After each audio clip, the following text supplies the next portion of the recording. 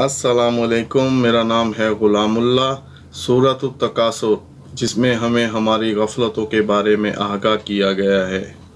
क्या खूब बात है कि हमें पेशगी ये बता दिया गया है कि अल्लाह सुब्हानहू व तआला से रिश्ता जोड़े रखो। मस्जिदों से, अल्लाह के घर से हमारा कम अज़ कम इतना तो ताल्लुक़ होना चाहिए कि एक पंखा चलाते वक्त हमें सारे बटन न दबाने पड़े।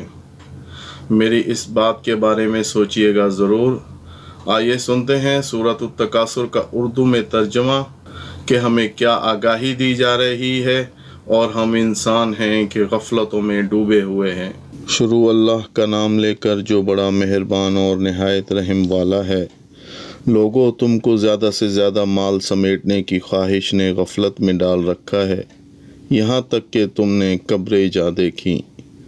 देखो तुम्हें अनकरीब मालूम हो जाएगा, फिर देखो तुम्हें अनकरीब मालूम हो जाएगा।